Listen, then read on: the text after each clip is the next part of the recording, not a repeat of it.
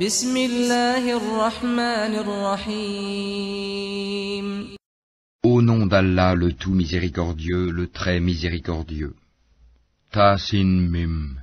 Voici les versets du livre explicite. Il se peut que tu te consumes de chagrin parce qu'ils ne sont pas croyants. Si nous voulions, nous ferions descendre du ciel sur eux un prodige devant lequel leurs nuques resteront courbées. Aucun nouveau rappel ne leur vient du tout miséricordieux sans qu'ils ne l'esquivent. Et ils ont traité de mensonge tout ce qui leur vient du Seigneur, il leur viendra bientôt des nouvelles de ce dont ils se raillent. N'ont-ils pas observé la terre, combien nous y avons fait pousser de couples généreux de toutes sortes? Voilà bien là une preuve, et la plupart d'entre eux ne croient pas. Et ton Seigneur est en vérité, lui, le Tout-Puissant, le très miséricordieux.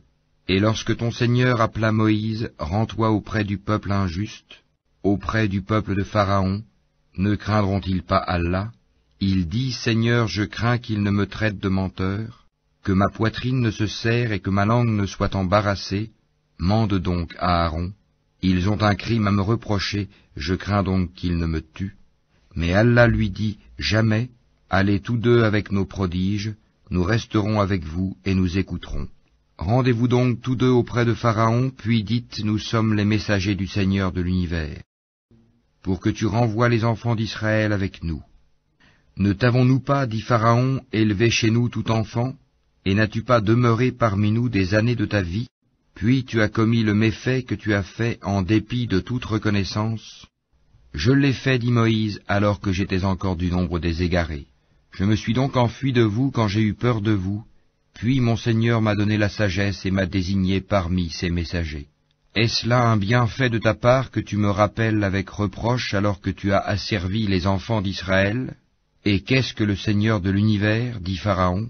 Le Seigneur des cieux et de la terre et de ce qui existe entre eux, dit Moïse, si seulement vous pouviez en être convaincus. Pharaon dit à ceux qui l'entouraient, n'entendez-vous pas? Moïse continue, votre Seigneur est le Seigneur de vos plus anciens ancêtres. Vraiment, dit Pharaon, votre messager qui vous a été envoyé est un fou. Moïse ajouta, le Seigneur du levant et du couchant, et de ce qui est entre les deux, si seulement vous compreniez. Si tu adoptes, dit Pharaon, une autre divinité que moi, je te mettrai parmi les prisonniers. Et même si je t'apportais, dit Moïse, une chose, une preuve évidente, apporte-la, dit Pharaon, si tu es du nombre des véridiques. Moïse jeta donc son bâton, et le voilà devenu un serpent manifeste. Et il tira sa main, et voilà qu'elle était blanche, étincelante à ceux qui regardaient. Pharaon dit aux notables autour de lui, voilà en vérité un magicien savant. Il veut par sa magie vous expulser de votre terre, que commandez-vous? Ils dirent, remets-les à plus tard, lui et son frère, et envoie des gens dans les villes pour rassembler. Et amené tout grand magicien savant. Les magiciens furent donc réunis en rendez-vous au jour convenu, et il fut dit aux gens, est-ce que vous allez vous réunir, afin que nous suivions les magiciens si ce sont eux les vainqueurs?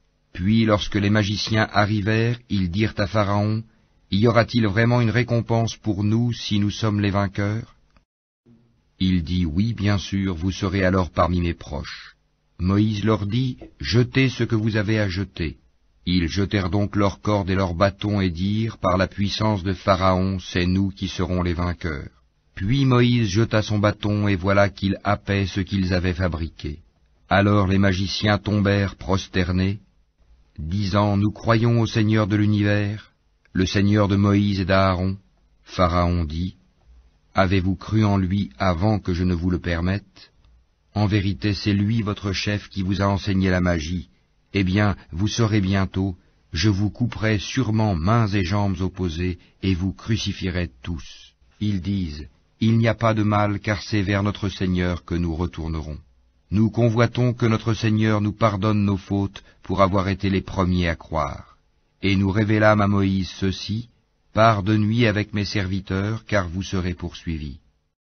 Puis Pharaon envoya des rassembleurs dire dans les villes, ce sont en fait une bande peu nombreuse, mais ils nous irritent, tandis que nous sommes tous vigilants. Ainsi nous les fîmes donc sortir des jardins, des sources, des trésors et d'un lieu de séjour agréable. Il en fut ainsi, et nous les donnâmes en héritage aux enfants d'Israël. Au lever du soleil, ils les poursuivirent. Puis quand les deux parties se virent, les compagnons de Moïse dirent, nous allons être rejoints. Il dit, jamais, car j'ai avec moi mon Seigneur qui va me guider. Alors nous révélâmes à Moïse, frappe la mer de ton bâton. Elle se fendit alors, et chaque versant fut comme une énorme montagne. Nous fîmes approcher les autres, Pharaon et son peuple, et nous sauvâmes Moïse et tous ceux qui étaient avec lui. Ensuite, nous noyâmes les autres. Voilà bien un prodige, mais la plupart d'entre eux ne croient pas. Et ton Seigneur, c'est en vérité lui le Tout-Puissant, le très miséricordieux. Et récite-leur la nouvelle d'Abraham. Quand il dit à son père et à son peuple, qu'adorez-vous? Ils dirent, nous adorons des idoles et nous leur restons attachés. Il dit, vous entendent-elles lorsque vous les appelez? Ou vous profitent-elles? Ou vous nuisent-elles? Ils dirent, non, mais nous avons trouvé nos ancêtres agissant ainsi. Il dit, que dites-vous de ce que vous adoriez, vous et vos vieux ancêtres? Ils sont tous pour moi des ennemis, sauf le Seigneur de l'univers, qui m'a créé, et c'est lui qui me guide, et c'est lui qui me nourrit et me donne à boire, et quand je suis malade, c'est lui qui me guérit, et qui me fera mourir, puis me redonnera la vie, et c'est de lui que je convoite le pardon de mes fautes le jour de la rétribution. Seigneur, accorde-moi sagesse et savoir, et fais-moi rejoindre les gens de bien. Fais que j'ai une mention honorable sur les langues de la postérité, et fais de moi l'un des héritiers du jardin des délices. Et pardonne à mon père, car il a été du nombre des égarés, et ne me couvre pas d'ignominie le jour où l'on sera ressuscité, le jour où ni les biens ni les enfants ne seront d'aucune utilité, sauf celui qui vient à Allah avec un cœur saint. On rapprochera alors le paradis pour le pieux, et l'on exposera aux errants la fournaise, et on leur dira, où sont ceux que vous adoriez, en dehors d'Allah? Vous secourent-ils ou se secourent-ils eux-mêmes? Ils y seront donc jetés pêle-mêle, et les errants aussi, ainsi que toutes les légions d'Iblis. Ils diront, tout en s'y querellant, par Allah nous étions certes dans un égarement évident, quand nous faisions de vous les égaux du Seigneur de l'univers. Ce ne sont que les criminels qui nous ont égarés, et nous n'avons pas d'intercesseurs, ni d'amis chaleureux. Si un retour nous était possible, alors nous serions parmi les croyants. Voilà bien là un signe, cependant la plupart d'entre eux ne croient pas. Et ton Seigneur, c'est lui vraiment le puissant, le très miséricordieux. Le peuple de Noé traita de menteurs les messagers. Lorsque Noé leur frère leur dit, ne craindrez-vous pas Allah? Je suis pour vous un messager digne de confiance. Craignez Allah donc et obéissez-moi. Et je ne vous demande pas de salaire pour cela, mon salaire n'incombe qu'au Seigneur de l'univers. Craignez Allah donc et obéissez-moi. Ils dirent, croirons-nous en toi alors que ce sont les plus vils qui te suivent? Il dit, je ne sais pas ce que cela faisait. Leur compte n'incombe qu'à mon Seigneur, si seulement vous êtes conscients. Je ne suis pas celui qui repousse les croyants. Je ne suis qu'un avertisseur explicite. Ils dirent, si tu ne cesses pas, Noé, tu seras certainement du nombre des lapidés. Il dit, ô mon Seigneur, mon peuple me traite de menteur. Tranche donc clairement entre eux et moi, et sauve-moi ainsi que ceux des croyants qui sont avec moi. Nous le sauvâmes donc de même que ceux qui étaient avec lui dans l'arche, pleinement chargés. Et ensuite nous noyâmes le reste, les infidèles. Voilà bien là un signe, cependant la plupart d'entre eux ne croient pas. Et ton Seigneur, c'est lui vraiment le puissant, le très miséricordieux. Les Ahad traitèrent de menteurs les envoyés, et quand Houd, leur frère, leur dit, ne craindrez-vous pas Allah? Je suis pour vous un messager digne de confiance. Craignez Allah donc et obéissez-moi. Et je ne vous demande pas de salaire pour cela, mon salaire n'incombe qu'au Seigneur de l'univers. Bâtissez-vous par frivolité sur chaque colline un monument? Et édifiez-vous des châteaux comme si vous deviez demeurer éternellement? Et quand vous sévissez contre quelqu'un, vous le faites impitoyablement. Craignez Allah donc et obéissez-moi. Craignez celui qui vous a pourvu de toutes les bonnes choses que vous connaissez, qui vous a pourvu de bestiaux et d'enfants, de jardins et de sources. Je crains pour vous le châtiment d'un jour terrible. Ils dirent, que tu nous exhortes ou pas, cela nous est parfaitement égal. Ce ne sont là que des mœurs des anciens. Nous ne serons nullement châtiés. Ils le traitèrent donc de menteur, et nous les fîmes périr, Voilà bien là un signe, cependant la plupart d'entre eux ne croient pas. Et ton Seigneur, c'est lui vraiment le puissant, le très miséricordieux. Les Tamouds traitèrent de menteurs les messagers. Quand Salih, leur frère, leur dit « Ne craindrez-vous pas Allah ? Je suis pour vous un messager digne de confiance. Craignez Allah donc et obéissez-moi. Je ne vous demande pas de salaire pour cela, mon salaire n'incombe qu'au Seigneur de l'univers. Vous laissera-t-on en sécurité dans votre présente condition, au milieu de jardins, de sources, de cultures et de palmiers aux fruits digestes? Creusez-vous habilement des maisons dans les montagnes? Craignez Allah donc et obéissez-moi.